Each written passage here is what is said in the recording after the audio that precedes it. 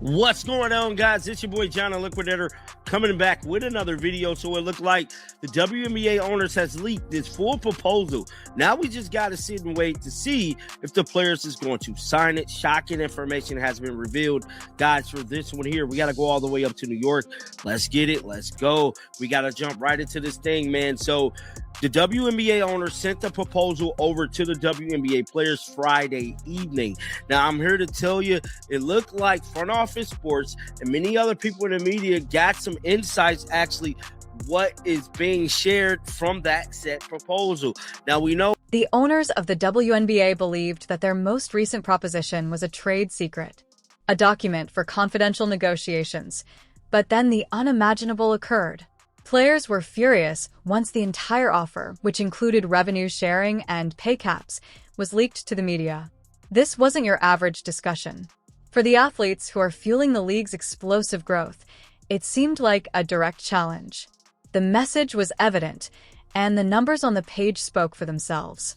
The owners were still holding back despite the company's tremendous development, which infuriated the player base, who were ready to battle for what they were entitled to. Portion of it, and I'm here to tell you that could be what causes the strike is the revenue sharing portion CBA proposal. Now, just like I stated, this thing right here has been released by the WNBA owners, pretty much leaked to Front Office Sports. It says WNBA owners make small concession in latest CBA proposal. It goes on to say, in the latest proposal, the league made margin changes to its proposal revenue sharing percentage. Sources familiar with the negotiation told Front Office Sports, according to these same sources, the league is still proposed. All of the fine details of the league's covert offer were suddenly available to Front Office Sports and other media outlets. This unapproved publication circumvented the players' union, disrupting sensitive conversations and immediately bringing the owner's plan to the public's attention. The immediate repercussions were severe, turning a private negotiation into a highly visible event. Now that every compromise and every rejection are up for interpretation, the stage is set for a furious altercation between the league's top players and management. Contracts were no longer the only issue here. It has to do with trust. Can't share what you ain't got, man. These owners has been operating in negative for the last 20-some years, bro. Then it goes on to say that the league's proposed salary cap increased from $5 million to $5.65 million. Additionally, the league has renegade with the union's push for team providing housing in a limited capacity. The union previously proposed 2 developmental player roster spots per team, which the league conceded to in its last proposal. These players will be eligible to play a certain number of games and will receive. The proposed salary cap was at the center of the dispute. The owner first proposed a pitiful $5 million, a sum that many players felt was offensive. They raised it somewhat to $5.65 million in this leaked paper, which hardly made a difference for a league that is seeing enormous increases in player involvement and viewership, which are the backbone of its comeback. This small increase fueled the perception of unfairness because it seemed more like a token gesture than a sincere commitment to fair compensation. With each dollar, the gap between expectations and reality widened.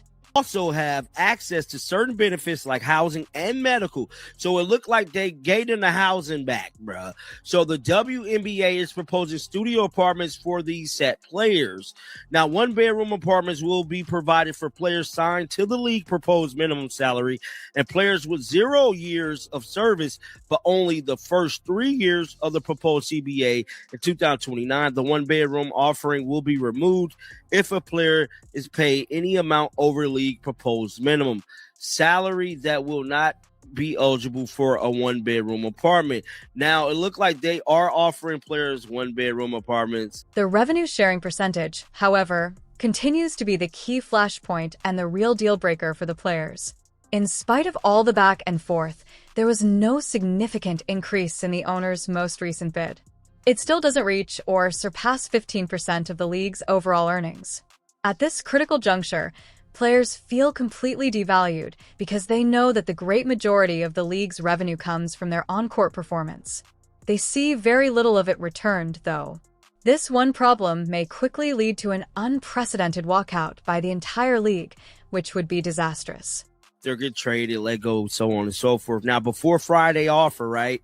So the league was proposing a max salary of around $1 million and an average of $465,000, up from $249,000, which is a great deal. I feel like that 465 is awesome. They should have signed that. And roughly $102,000 respectfully in 2025. The union's last proposal sought a salary cap of around $10 million and closer to 30% of revenue share before the deductions. Now, beyond finding a middle ground on revenue sharing, the union says players' highest. The owners contend that they have been operating in the red for more than 20 years, which is a grim truth. Despite the league's recent success, their viewpoint implies that they are unable to disclose what they lack, creating a picture of financial hardship. The wide disparity between owner profitability and player success leads to an unsolvable conundrum where both sides feel they are right. The secret to understanding the owner's hesitancy is to comprehend this lengthy history of bad returns. Despite players' claims that a new financial paradigm is necessary in the present, Roughly $102,000 respectfully in 2025. The union's last proposal sought a salary cap of around $10 million and closer to 30% of revenue share before the deductions. Now, beyond finding a middle ground on revenue sharing, the union says players' highest priorities are housing, retirement, and facilities and team staffing requirements. Now, we know that they was trying to push for other former players to be getting a deal. I don't know if they're going to get that done. I don't think the owners is going to feel comfortable. No disrespect to no other former players that played in the league. In sharp contrast to the owners' cautious suggestion, the players' union had earlier put out a much more audacious one.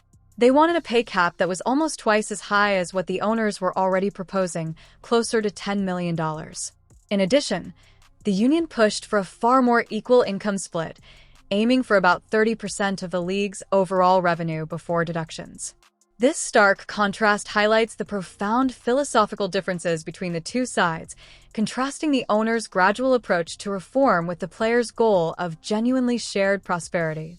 I just feel like, you kind of you can't be grandfathered in something like this, bro. Like, these ladies came and did what they did. Like, y'all played and y'all did not nearby have the much notoriety as these ladies have today. So I feel like, them wanting to get them some money, I get it. But, I don't know. That's going to be a touchy little subject there.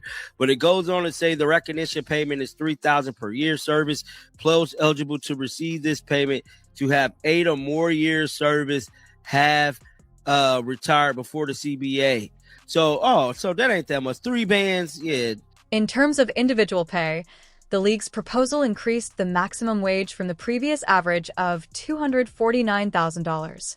Even for elite players, the raise is still insignificant when compared to the salaries demanded in other professional sports. Higher individual maximum wages that would accurately represent the worth and increasing attractiveness of WNBA players were implicitly sought in the union's most recent proposal, which requested a $10 million salary ceiling. Much of the present annoyance is fueled by this huge disparity in the goals for player earnings. Oh, we already did that.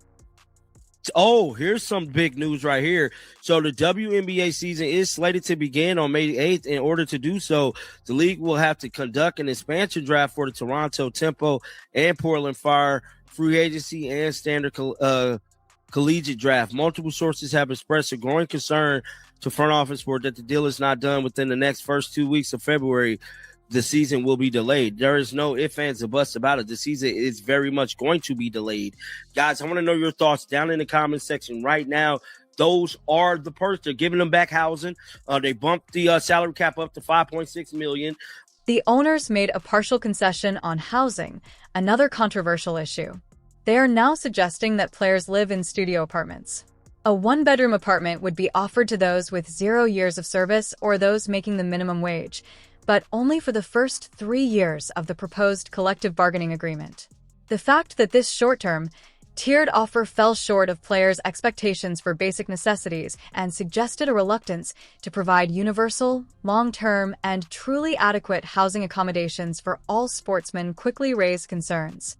Additional restrictions are revealed in the fine print on dwelling. Importantly, if a player makes more than the minimum wage suggested by the league wage, they lose their right to live in the one-bedroom flat. Instead of providing a comfortable living for every member of the squad, this detail reveals a system intended to restrict benefits to the lowest-paid players. Players' opinion that the offer is extremely unfair and restrictive is further cemented by the owner's continued strict cost control, even when it comes to basic player welfare. Positively, the league did grant the union's request for 2 roster spots for development players per team. These sportsmen would receive a check and a stipend for each appearance after reaching a predetermined number of games. Additionally, they would have access to necessary advantages such as housing and health care. Although this is a step in the right direction for player growth and opportunity, it is frequently overshadowed by the more substantial unsolved financial problems, making it impossible to celebrate as a major victory. The Players' Union placed emphasis on a number of other high-priority topics in addition to the immediate financial terms. These include enhanced facilities that satisfy professional standards, more stringent requirements for team personnel, and higher retirement benefits, which are essential for long-term athlete security. These requirements highlight a comprehensive approach to player welfare that takes into account not only pay, but also the full professional experience. These have not yet been fully addressed in the owner's plan. Important elements, giving the impression that the player's welfare is not fully prioritized. In talks, recognition fees for former WNBA players are a particularly delicate topic. For those with 8 or more years of service who retired prior to the present CBA, the union argued for a modest $3,000 per year of service. Although it's a sensitive topic, this gesture attempts to honor the league's founders. Even if it is a little amount, it represents a larger effort to respect the league's past and guarantee that those who clear the path get some much-needed recompense. Despite the difficulty of obtaining owner consent, several people, including those who were closely involved in the negotiations, feel that these recognition for the owners, paying former players, might be too much to ask. Current players, with their unparalleled prominence and influence, are allegedly propelling the league's expansion in a manner that earlier generations were unable to. This specific demand is a challenging concession for ownership since, while honoring the past, the concept of grandfathering and financial rewards for players from a different era produces conflicting relations. With the WNBA season officially starting on May 8th, the stakes are extremely high. The deadlock negotiations are under tremendous strain because of the quickly approaching deadline. The league must first hold an expansion draft for new teams in order for the season to go as scheduled, such as the Portland Fire and Toronto Tempo, followed by free agency and the college draft. Time is running out for a resolution because all of these important events depend on a collective bargaining agreement being signed. A growing and serious concern is currently being expressed by a number of sources. The WNBA season will undoubtedly be postponed if a settlement isn't reached in the first 2 weeks of February. This is more than simply a potential scenario. It's being portrayed as nearly certain. A league that is currently seeing a sharp increase in popularity would suffer a terrible blow from a postponed season, alienating supporters and undermining momentum. The impending danger is a clear warning, making both parties face the very real repercussions of their past. The fundamental disagreement over income sharing is still obstinately unsolved, notwithstanding the small compromises made on housing and development roster spaces. The main obstacle to a new deal remains this crucial problem above all others: the owner's unwillingness to drastically raise the players' share of the league's profits feeds the union's ingrained resentment. The spirit of compromise will be elusive, and the future of the league as a whole will be in jeopardy until this basic imbalance is resolved. The collective position of the players is evident.